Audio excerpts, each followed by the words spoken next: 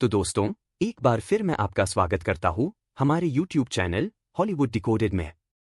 आज मैं आपको द नाइट हाउस नाम की एक फिल्म का एक्सप्लेनेशन देने वाला हूँ। तो दोस्तों, चलिए सीधे वीडियो की तरफ बढ़ते हैं। कहानी शुरू होती है और हम एक औरत को देखते हैं जिसका नाम बेथ है। उसके फेस के एक्सप्रेशन से हमें पता चलता है कि वह काफी डिप्रेस्ड है।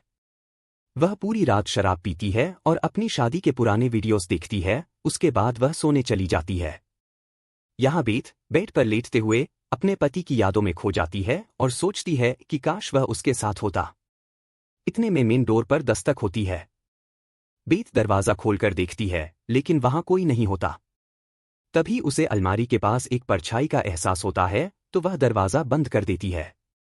नेक्स्ट सीन में हम देखते हैं कि बेथ सोकर उठती है और उसे एहसास होता है कि वह पिछले रात जमीन पर ही सो गई थी। बेथ पेशे से एक टीचर है और आज वह स्कूल जाती है क्योंकि पेरेंट्स मीटिंग का दिन है। क्लास में उसकी एक स्टूडेंट की मां उससे मिलने आती है। वह लेडी उससे पूछती है कि मेरे बेटे को स्पीच क्लास में सी ग्रेड क्यों मिली। बेथ बताती है कि उसके बेटे ने अपना असाइनमेंट सबमिट नहीं किया था। वह लेडी कहती है कि उसका बेटा पिछले गुरुवार को यहां असाइनमेंट लेकर आया था, लेकिन आप यहां थी ही नहीं। बेथ माफी मांगते हुए उसके बेटे के ग्रेड ठीक कर देती है। लेकिन वो लेडी अपने बेटे के लिए अग्रेड चाहती थी, इसलिए अब वो बातचीत को आगे बढ़ाने की कोशिश करती है। तभी बेथ यह बताते हुए उसी बात की रोकती है कि उसके हस्बैंड ने पिछले थर्सडे को अपने सिर में गोली मार ली थी, और वह भी बिना किसी प्रॉब्लम के। इसीलिए फिलहाल आपकी बेटे को कौन सी ग्रेड मिलती है, इससे उसे कोई फर्क नहीं पड़ता। और वह लेडी जल्दी से वहां से चली जाती है। अब हम देखते हैं कि बेथ अपने घर पर है और अपने हस्बैंड ओवेन की पुरानी डायरी देख रही है। डायरी में उसने देखा कि ओवेन ने घर के सभी प्लान्स बनाए हुए हैं कि आखिर घर कैसे बनाना है। लेकिन वह यहां नोटिस करती है कि ओवेन ने डायरी में घर के सभी डिजाइन्स का उल्टा स्केच भी बना रखा है, जैसे कि एक मिरर इमेज। इससे उसे कुछ समझ नहीं आता कि ऐसा क्यों किया गया है, और वह डायरी को वापस रखकर सोने चली जाती है। अब सुबह लगभग 5:30 बजे घर का म्यूजिक सिस्टम अपने आप चालू हो जाता है। बेथ डर कर जाग जाती है। तभी उसकी नजर उसके फोन पर जाती है। वह देखती है कि उसके फोन पर ओवेन का मैसेज आया हुआ है। तभी वह खिड़की पर जाकर देखती है तो उसे ओवन लेक के पानी में खड़ा हुआ दिखाई देता है। लेकिन तभी उसकी आंख खुल जाती है और उसे एहसास होता है कि उसने एक बुरा सपना देखा है। फिर भी वह ओवेन का फोन चार्ज करके चेक करती है, लेकिन वहां कोई भी मैसेज या कॉल नहीं दिखती। जब वह गैलरी को चेक करती है तो उसे वहां एक लड़की की फोटो मिलती है जो साइड एंगल से ली गई है और जिसमें चेहरा साफ नहीं दिखता। देखने में वह कुछ बेथ जैसी लगती है। वह ये फोटो अपनी दोस्त क्लेयर को दिखाती है तो क्लेयर कहती है कि ये तुम ही हो, लेकिन बेथ के पास ऐसे कपड़े नहीं हैं। तब क्लेयर उसे समझाती है कि अब तुम इन बातों को छोड़कर ओवेन के साथ बिताए अच्छे पलों को याद करो। रात को बेथ क्लेयर के साथ बार में बहुत सारा ड्रिंक करती है। बाद में क्लेयर बेथ को छोड़ने के लिए उसके घर पर आती है और यहां वह क्लेयर को एक कहानी सुनाती है। बेथ लगभग 17 साल की थी तब उसके साथ एक बहुत भयानक एक्सीडेंट हुआ था। इस एक्सीडेंट में वह लगभग मर ही चुकी थी। यहां उसकी कार खाई में पलट गई थी और वह यहां पर उसके लंग्स फट गए थे। उसका हार्ट लगभग 4 मिनट के लिए बंद हो गया था, लेकिन किसी तरह डॉक्टर ने उसे बचा लिया। यह कहानी सुनाते सुनाते वह सो जाती है और आज की रात भी एक बार फिर म्यूजिक सिस्टम बहुत तेज हो जाता है। बेथ एकदम झटके से जग जाती है और तभी उसे एहसास होता है कि घर पर तो वह अकेली है। वह घर से बाहर जाकर चिल्लाती है कि जो कोई भी है सामने आओ। फिर वह देखती है कि कुछ लड़कियां उसके घर के पीछे से निकलकर लेक के अंदर कूद रही है। जब वह लेक में टॉर्च मारकर देखती है तो वहां पर कोई भी नहीं होता। फिर बेथ को लेक के पीछे एक और घर दिखाई देता है और दूसरे पल वह घर भी गायब हो जाता है। यहां बेथ को एक बोट दिखती है। बेथ हिम्मत करके बोट के पास जाती है। यहां पर उसे ब्लडी फुटप्रिंट्स मिलते हैं। जैसे ही बेथ उसे छूने की कोशिश करती है तब एक झटके के साथ ही वह बेहोश हो जाती है। अगले पल जब वह आंखें खोलती है तो वह लेक की दूसरी तरफ पहुंच चुकी थी, जहां उसे अपने ही घर जैसा एक हाउस दिखाई देता है। यहां बेथ को इस घर के अलग अलग रूम में कई लड़कियां दिखाई देती हैं जो कि ओवन के साथ हैं। गुस्से में वह घर में घुसती है, लेकिन इस बार भी बेथ की आंखें खुल जाती हैं। और एक बार फिर हमें पता चलता है कि वह तो अपने ही घर में होती है। यहां बेथ को पक्का यकीन हो जाता है कि यह सब जो हो रहा है यह कोई सपना नहीं है, बल्कि कोई सुपरनेचुरल पावर उसके घर में है। अब वह ओवन के फोन में सारे फोल्डर चेक करती है और उसे वहां बहुत सारी लड़कियों की फोटो मिलती हैं जो कि दिखने में बेथ के जैसी होती हैं। फिर वह इन्वेस्टिगेशन के लिए लेक के दूसरी तरफ जा रही होती है, तभी रास्ते में उसे उसका पड़ोसी मेल दिखाई देता है। वह उसे यह कहता है कि इस तरह जंगल में अकेली मत घूमो, लेकिन बेथ उसकी बात नहीं मानती और वह जंगल के अंदर चली जाती है। जंगल में उसे एक टूटा फूटा सा घर दिखता है जो कि बिल्कुल उसके घर जैसा ही था, लेकिन रिवर्स में था।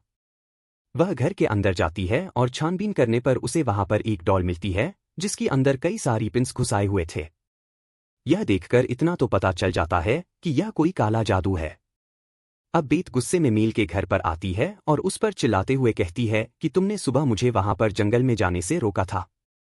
इसका मतलब कि तुम्हें ओवन के गलत काम के बारे में पता है। फिर वह यह बताता है कि हाँ, उसने किसी दूसरी लड़की को उस घर में देखा है, लेकिन वह इसलिए चुप था ताकि यह सब जानकर बेथ की जिंदगी बर्बाद न हो। फिर बेथ अपने घर चली जाती है और यह ओवन के पुराने सामान की छानबीन करने लगती है। यहाँ उसे 2 बुक्स मिलती हैं, उसमें से एक काले जादू से जुड़ी हुई होती है और दूसरी बुक मंत्रों से भूल भुलैया बनाने वाली। बेथ उन किताबों को पढ़ने की कोशिश करती है, लेकिन यहाँ उसे कुछ भी समझ में नहीं आता और वह बहुत गुस्से में उस डॉल को जमीन पर फेंक देती है जो कि वह दूसरे घर से लाई थी। वह डॉल जमीन पर गिरने के बाद भी सीधी खड़ी हो जाती है। तभी बेथ को ऊपर वाले फ्लोर से आवाज आती है। वह ऊपर जाकर चेक करती है, लेकिन यहाँ उसे कोई नहीं दिखता। अचानक उसकी नज़र दीवार पर जाती है जहाँ एक पैटर्न के जरिए किसी आदमी का फेस दिखता है, और जब वह गौर से देखती है तो उसका फेस बेथ की ओर घूम जाता है। यह देखते ही बेथ का होश उड़ जाता है। अगले दिन वह बुक स्टोर में जाती है जहाँ से वे 2 किताब खरीदी गई थी। वहां पर बेथ को वह लेडी दिखती है जिसकी फोटो उसने फोन में देखी थी। इस लड़की का नाम मेडलिन होता है और मेडलिन देखने में लगभग बेथ जैसी ही होती है। बेथ मेडलिन से बात करने की कोशिश करती है और उसे अपने हस्बैंड के बारे में पूछती है। जैसे ही मेडलिन ओवन का नाम सुनती है, मेडलिन घबरा जाती है और बेथ को शक हो जाता है कि शायद इन दोनों का अफेयर हो सकता था।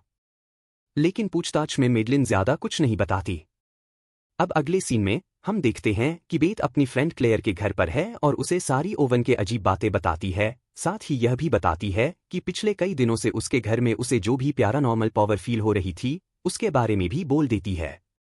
क्लेयर सुपरनेचुरल पावर वाली बातों पर ज्यादा विश्वास नहीं करती और कहती है कि वह ज्यादा सोच रही है और अब तुम ओवन के बारे में भी सोचना छोड़ दो, क्योंकि अब वह जा चुका है। आगे हम देखते हैं कि बेथ अपने घर आ जाती है और रात में मेडलिन उससे मिलने आती है। वह बेथ को एक दिन की बात बताती है जब वे दोनों ज्यादा करीब आए थे, मगर उनके बीच में कुछ भी नहीं हुआ था। वह बोलती है कि उसी दिन जब वे करीब थे तब अचानक से ओवन ने उसका गला पकड़ लिया। मेडलिन को लगा कि ओवन यहाँ पर सुपर एक्साइटेड है, मगर जब उसकी सांसें रुकने लगीं तो मेडलिन ने ओवन को रुकने के लिए कहा। उसके बाद ओवन उससे माफी मांगने लगा। आगे मेडलिन बेथ से कहती है कि ओवन कुछ टाइम के लिए भटक जरूर गया था, लेकिन वह तुम्हें बहुत चाहता था, इसलिए उस इंसिडेंट के बाद उसने मुझसे सारे रिश्ते तोड़ दिए थे। अब यह सारी बातें बताकर मेडलिन वहां से चली जाती है। फिर बेथ रात को ढेर सारी शराब पीने के बाद में लेक के दूसरी तरफ वाले घर पर जाती है और वहां ओवन की आत्मा को बुलाने की कोशिश करती है, मगर वहां पर कोई भी हरकत नहीं होती। जब वह वहां से जा रही होती है तब उसका पैर फ्लोर की सड़ी हुई लकड़ी में घुस जाता है। जब वह उस छेद में टॉर्च मारकर देखती है तो उसे वहां पर बहुत सी लाशें मिलती हैं जिन्हें पॉलिथीन बैग में पैक कर रखा होता है। यह एक काफी ज्यादा शॉकिंग सीन था।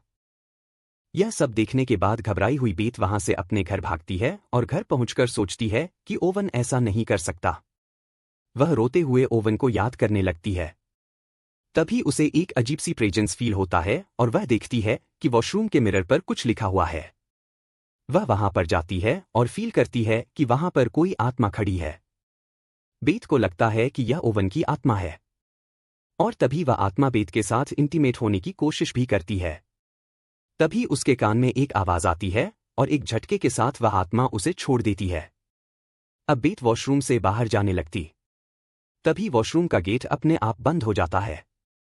अब यहां आईने में बेथ को उसके जैसे एक लड़की नजर आती है जिसे ओवन मार रहा था। तभी अचानक कोई पावर बेथ का गला पकड़कर उसका सिर मिरर पर मारती है और फिर गेट खुल जाता है। बेथ यहां से अधमरी सी हालत में बाहर निकलती है और अचानक उसे दिखता है कि उस रूम में कई सारी लड़कियों की आत्माएं यहां वहां छिपने की कोशिश कर रही हैं।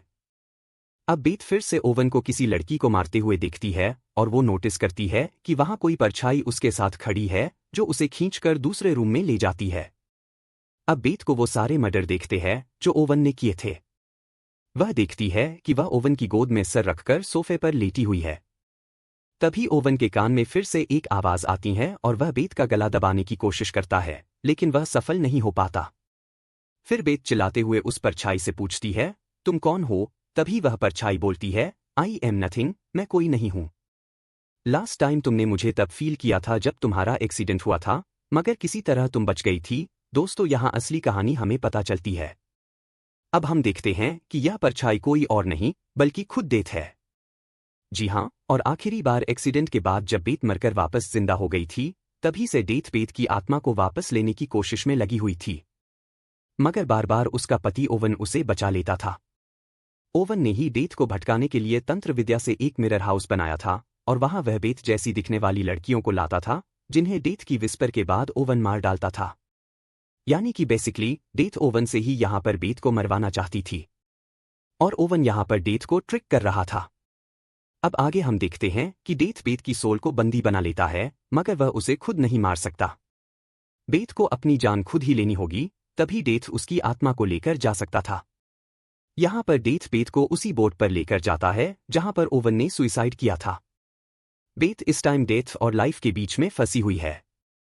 डेथ ओवन का रूप लेकर उसे बहुत ही ज्यादा बहलाने फुसलाने का काम करती है, जिससे बेत को अपनी जिंदगी वर्थलेस लगे और वह अपने आप को ही गोली मारकर सुसाइड कर ले। मगर तभी वहां पर बेत की फ्रेंड क्लेयर आ जाती है और वह बहुत जोर से चिल्लाकर बेत जगाने की कोशिश करती है। दूसरी दुनिया में बेत को क्लेयर की बहुत धीमी धीमी आवाजें सुनाई देती हैं और बेत एकदम से होश में आ जाती है। वह देखती है कि सुबह हो चुकी है और वह बोट पर गन लेकर बैठी हुई है।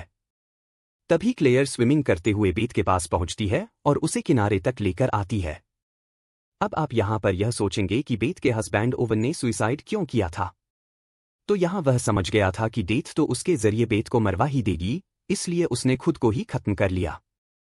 तभी वहां पर बेत का पड़ोसी मेल भी आ जाता है और बेत से पूछता है, क्या हुआ है तुम्हारे साथ? बेत उससे कहती है, मुझे कुछ नहीं पता। फिर मेल और बेत बोट की तरफ देखते हैं जहां पर वह एक काली सी परछाई को देखते हैं और मूवी यहीं पर खत्म हो जाती है।